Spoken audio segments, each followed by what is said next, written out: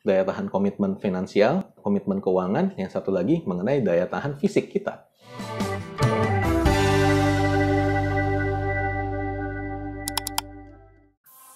Oke, ya itu adalah hal-hal yang terkait dengan pertimbangan-pertimbangan yang perlu teman-teman pikirkan di saat mempertimbangkan saya tetap sewa atau saya udah saatnya nih ngambil KPR untuk beli rumah gitu.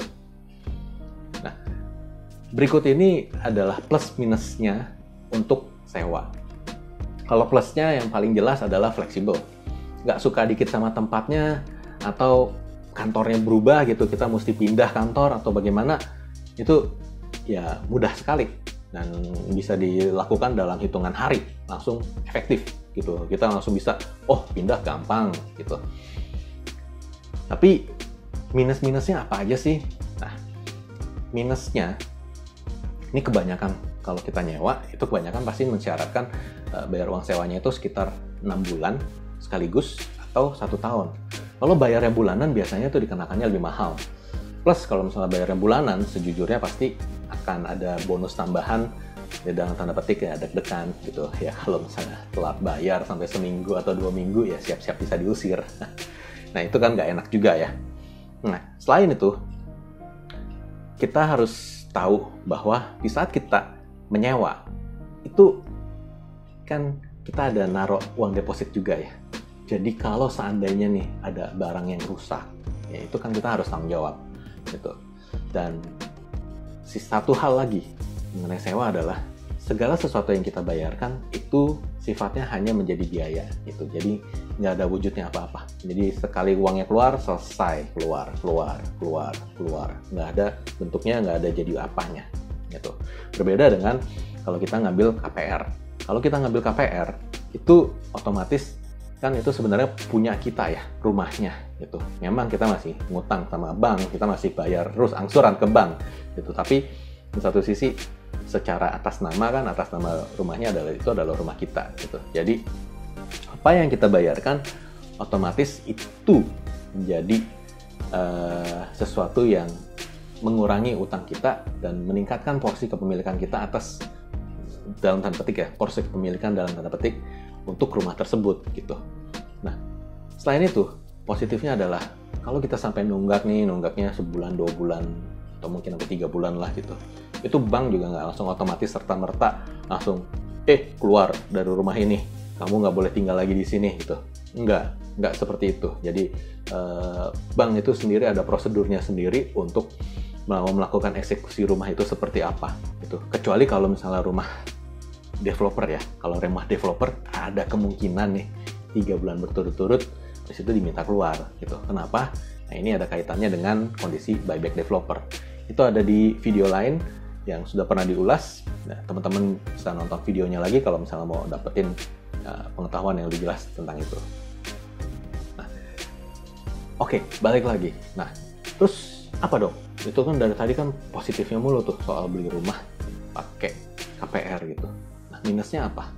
Nah, minus yang pertama yang pasti adalah kalau kita beli rumah kan judulnya beli ya, yaitu nggak fleksibel. Jadi kalau misalnya one day kita tiba-tiba ditugaskan keluar kota atau ke daerah lain, yaitu kalau kita nggak pinter-pinter ngelola untuk disewain atau apa segala macam, yaitu kita akan lumayan ribet itu, karena rumah yang kita beli kalau tidak menghasilkan uang itu sebenarnya adalah kewajiban, itu bukan aset gitu.